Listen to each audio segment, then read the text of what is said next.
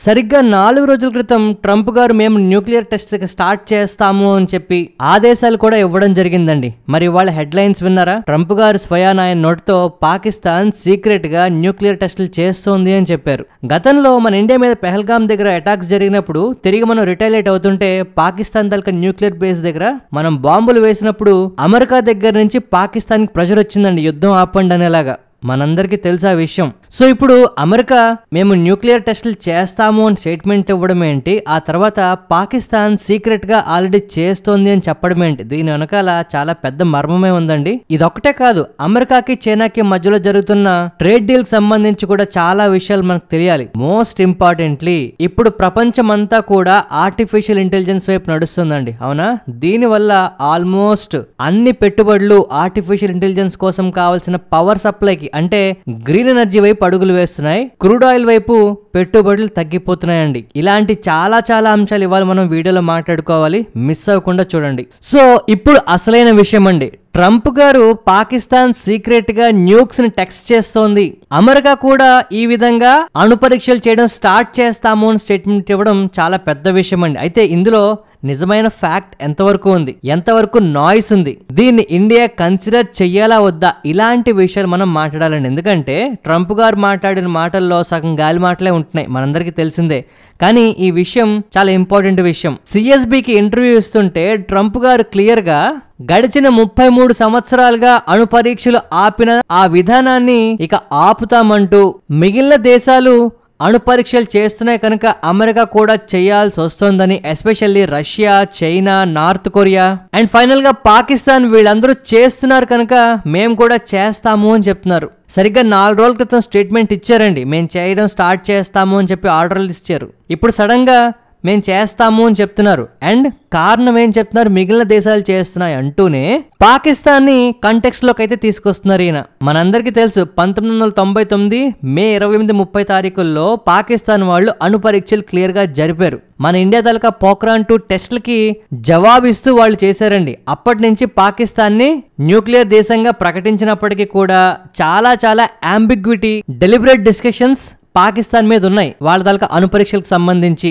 అయితే ఫ్రెష్ గా ఎక్స్ప్లోజివ్ టెస్టులు చేస్తున్నట్టు ఎక్కడ ఆధారాలు లేకపోయినప్పటికీ కూడా, రికార్డెడ్ గా ఎక్కడ పబ్లిక్ గా నమోదు అవ్వకపోయినా కూడా ట్రంప్ గారు ఇప్పుడు కామెంట్స్ చేయడం మార్కెట్ లో ఒక పెను సంచలనంగా మారే అవకాశం ఉందండి. ఎందుకనేది ఇప్పుడు మనకు తెలియాలి. ఎందుకంటే యాజ్ పర్ అఫీషియల్ రికార్డ్స్ 1998 తర్వాత north Korea, India, Pakistan nuclear explosive టెస్టులు చేసినట్టు మనకి ఆధారాలు అయితే ఉన్నాయి. ఎప్పుడండి ఇది? 1998. ఇప్పుడు మనందరికీ తెలుసు సిటిబిటిఓ అని ఒక గ్లోబల్ మానిటరింగ్ బాడీ అయితే ఒకటి ఉంది. వీళ్ళు పాకిస్తాన్ కొత్తగా ఎటువంటి టెస్టులు చేస్తున్నట్టు ఎక్కడా కన్ఫర్మ్ చేయలేదు. అండ్ ఇప్పుడు ట్రంప్ గారు చేస్తున్న ఈ స్టేట్మెంట్ ని సపోర్ట్ చేసే విధంగా కూడా ఎక్కడ కూడా మనకి ఒక సెసిమిక్ డేటా అయితే లేదండి. అయితే ట్రంప్ గారు ఊరికే చెప్పారనుకుంటున్నారా? కాదు, ఇక్కడ అసలైన ట్విస్ట్ ఇదే. ఎందుకంటే ఒక detectable under ground explosive test చేయడం వేరు, ఆర్ అవే సబ్స్టెన్స్ యూజ్ చేసి లోవర్ లెవెల్ యాక్టివిటీస్, కొన్ని సిమ్యులేషన్స్ గానీ ఎక్స్పెరిమెంట్స్ చేయడం గానీ వేరు. సో జనరల్ గా మనకి న్యూక్లియర్ టెస్ట్, ఎస్పెషల్లీ ఎక్స్ప్లోజివ్ టెస్టులు చేసినప్పుడు కొన్ని సీస్మిక్ సిగ్నేచర్స్ మన సిటిబిటిఓకి వాళ్ళ నెట్వర్క్స్ కి కాస్త అందుతాయండి. దాన్ని బేస్ చేసుకుని ఇక్కడ టెస్టులు జరిగాయని అఫీషియల్ కన్ఫర్మేషన్ మనకు బయటకు వస్తుంది. ఇప్పుడు పాకిస్తాన్ దగ్గర నుంచి అలాంటివి రావట్లేదు. కానీ ఈ పొలిటీషియన్స్ ఎవరైతే ఉన్నారో వాళ్ళకి అంత డిఫరెన్స్ తెలియకో, లేదు అంటే రెచ్చగొట్టడానికో, కొట్టి పారేయలేని ఫ్యాక్ట్స్ తో డైరెక్ట్ గా న్యూక్లియర్ ఎక్స్ప్లోజివ్ టెస్టులే జరిగిపోతున్నాయని చెప్పి స్టేట్మెంట్లు ఇవ్వడం మొదలవుతుంది. అయితే ఇక్కడ సమస్య ఏంటి? పాకిస్తాన్ టెస్టులు జరపడం సమస్య కాదండి. ఎందుకంటే ఇండైరెక్ట్ గా పాకిస్తాన్ కన్నా ఎక్కువగా ఆల్రెడీ ఇరాన్ టెస్టులు జరుపుతోంది అని చెప్పి మొన్న ఇజ్రాయెల్ వాళ్ళు దాడి చేయడం, దాన్ని అమెరికా కొంతవరకు ఖండించడం, ఇవన్నీ మనం చూసాం. ఇప్పుడు అసలు ప్రశ్న ఏంటి అంటే, ట్రంప్ గారు పాకిస్తాన్ ప్రస్తావన ఎందుకు తెచ్చారు సడన్ గా?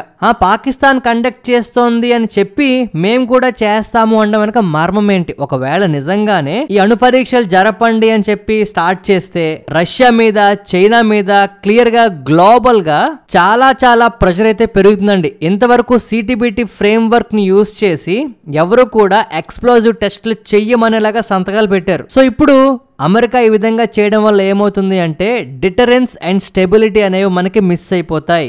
ఎవరికండి? ఎక్కడో కాదు, మన ఇండియాకే ప్రమాదం ఎక్కువ అవుతుంది. ఇండియా తాలూకా థ్రెట్స్ అనేవి మనం ఎక్కువ అయ్యేలాగా మనం ఇక ఎక్స్పెక్ట్ చేయొచ్చు. ఇక టెక్నాలజీ విషయంలో లేదు అంటే డిప్లొమసీ విషయంలో బార్గెన్స్ అనేవి పెరుగుతాయండి. మిసైల్స్ మీద అవ్వచ్చు, సెన్సార్స్ మీద అవ్వచ్చు, ఎక్స్పోర్ట్ కంట్రోల్స్ మీద అవ్వచ్చు. ఇండియా ఇంకా కాస్త అడ్వాన్స్ అవ్వాల్సిన పరిస్థితులు వస్తాయి గ్యారంటీగా. ఎప్పుడైతే దేశాలు ఈ విధంగా న్యూక్లియర్ టెస్టులు చేయడం స్టార్ట్ చేస్తాయో, ఇలాంటి న్యూస్లు వస్తాయో అవి చాలండి. హెడ్లైన్స్ లో కనిపిస్తే చాలు రిస్క్ ప్రీమియం అనేది పెరిగిపోతుంది మార్కెట్స్ లో. ఎస్పెషల్లీ ఏ రీజన్స్ లో టెస్టులు జరుగుతున్నాయో ఆ దేశానికి సంబంధించి ఒకలాంటి ప్రాబ్లం వస్తే వాళ్ళ శత్రు దేశాల్లో ఇంకొక రకమైన ప్రాబ్లమ్స్ తలెత్తుతాయి. ఖచ్చితంగా క్యాపిటల్ ఫ్లోస్ మారిపోతాయి. డిఫెన్స్ స్పెండింగ్ గురించి బడ్జెట్లు మార్చుకోవాల్సిన పరిస్థితి వస్తుంది. సప్లై చైన్స్ లో ఇబ్బంది వస్తుందండి. సో ఇప్పుడు పాకిస్తాన్ పేరు పెట్టి ట్రంప్ గారు కనుక ఈ అణుచర్యలు స్టార్ట్ చేస్తే దాని ప్రభావం ప్రపంచం మీద గ్యారంటీ పడుతుంది. ఇప్పుడు పాకిస్తాన్ చేస్తుందా లేదా అనే దానికన్నా ఇప్పుడు అమెరికా స్టార్ట్ చేస్తుందా లేదా అంటే ఏమవుతుందనే దాని మీద భయాలు ఎక్కువ అవుతాయి. సో ఇక్కడ డెడ్ లైన్ ఏంటి, ఒక బాటమ్ లైన్ అంటే ఏమైనా ఉందా అంటే మనందరికీ తెలుసు, ట్రంప్ గారు ఎప్పుడు కూడా హెడ్లైన్స్ చాలా గట్టిగా ఇస్తారండి. ఒక హెడ్లైన్ హెవీ స్టేట్మెంట్లు ఇవ్వడం ఈయనకి ఒక గడ్డిపోచ పీకినంత ఈజీగా ఇచ్చేస్తాడు. కానీ ఎవిడెన్స్ మాత్రం ఎప్పుడు కాస్త లైట్ గానే కనిపిస్తుంటుంది. ఎస్పెషల్లీ పాకిస్తాన్ మీద ఇలాంటి ఎక్స్ప్లోజివ్ స్టేట్మెంట్స్ చేయడం కాస్త అలజడు ఉన్నా కూడా ఈయన స్టేట్మెంట్స్ ని ఫస్ట్ వెరిఫై చేయకుండా మాత్రం ఏదో జరిగిపోతుందనేలాగా మనం భయపడాల్సిన అవసరం లేదు. మనందరికీ తెలుసు ఇండైరెక్ట్ గా ఎక్కడో దగ్గర ఏదో ఒక విధంగా అమెరికా ఎవరినో ఒకరిని కలగడానికి ట్రై చేస్తూనే ఉంటుందండి. అండ్ ఇక్కడ ఇంకొక దురదృష్టకర విషయం ఏంటంటే ఇప్పుడు అమెరికాతో మనం టెక్నాలజీ పార్ట్నర్షిప్ ఎస్పెషల్లీ డిఫెన్స్ విషయంలో కొన్ని డీల్స్ చేస్తున్నామండి. ఆ డీల్స్ లో ఏదో ఇండియాకి ఇంకా మాకు ఎక్కువ టెక్నాలజీ ఉందనో లేదు అంటే కాస్త భయం పుట్టించడానికో ఇంకొక ఎక్కువ డీల్స్ చేయడానికో ప్రభావితం అయ్యేలాగా ఈ స్టేట్మెంట్లు చేసినా మనం ఆశ్చర్యపోవాల్సిన అవసరం లేదు. ఆ డీల్ గురించి కూడా నెక్స్ట్ మాట్లాడదాం.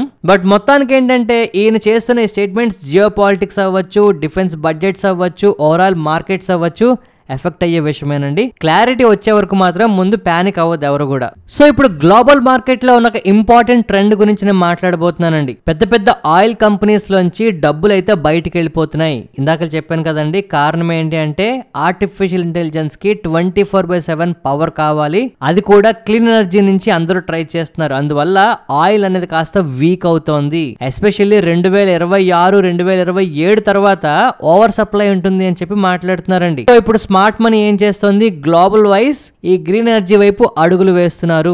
సో డేటా సెంటర్స్ ని రన్ చేయడానికి, రిలయబుల్ పవర్ తీసుకురావడానికి, ఎటువంటి ఎమిషన్స్ లేకుండా పవర్ జనరేట్ చేయడానికి కావాల్సిన విధానాల వైపు అయితే వెళ్తున్నారండి.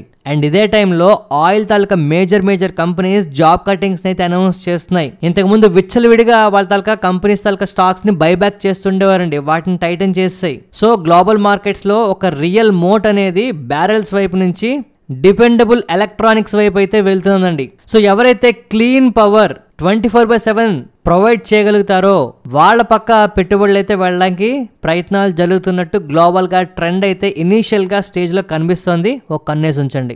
ఇక నెక్స్ట్ ఇంపార్టెంట్ విషయం ఏంటంటే చైనాకి అమెరికాకి మధ్యలో ట్రేడ్ డీల్ జరుగుతున్నట్టు, అది కంప్లీట్ అయిపోతున్నట్టు రకరకాలుగా వార్తలు వస్తున్నాయండి. బట్ ఇక్కడ మీరు గుర్తుంచుకోవాల్సింది ఒకటే, ఇది ఒక షార్ట్ పాజ్ మాత్రమే. 10% మాత్రమే టారిఫ్లు చైనా మీద తగ్గించింది, అది కూడా 1 సంవత్సరం పాటు. అటు చైనా కూడా వాళ్ళ తలక సోయాబీన్ ని బై చేస్తాము అని, అంటే అమెరికా తలక సోయాబీన్ ని కొంటామని, రేర్ ఎర్త్ మెటల్ కి సంబంధించి ఏవైతే కబ్స్ విధించారో అవి సంవత్సరం పాటు మేము కూడా తీస్తాము అని చెప్పారు. వీళ్ళిద్దరి మధ్యలో మాటకి మాట, పోటీకి పోటీ, పంతానికి పంతం ఇంకా స్టిల్ అలాగే కనిపిస్తున్నాయి. ఒకవేళ ఫ్యూచర్ లో సౌత్ చైనాకి తైవాన్ కి మధ్యలో సముద్రానికి సీ సంబంధించి టెన్షన్స్ పెరిగినా, అమెరికా న్యూక్లియర్ టెస్టులు కంప్లీట్ చేసినా, లేదు చైనాకు రావాల్సిన చిప్స్ ను బ్యాన్ చేసినా, లేదు అంటే చైనా తాలూకా రేర్ ఎర్త్ మెటల్స్ మళ్ళీ టైట్ చేసిన పరిస్థితులన్నీ మళ్ళీ గందరగోళం అయ్యే పరిస్థితులు ఉన్నాయండి. అయితే ఇక్కడ ఇండియాకి సిల్వర్ లైనింగ్, ఒక పక్క చిప్స్ ని సెక్యూర్ చేసుకోవాలి, రేర్ ఎర్త్ ని మనం రిఫైన్ చేసుకోవాలి, టెక్నాలజీ పార్ట్నర్షిప్స్ ని అమెరికాతోని చైనాతోని కంటిన్యూ చేయాలి.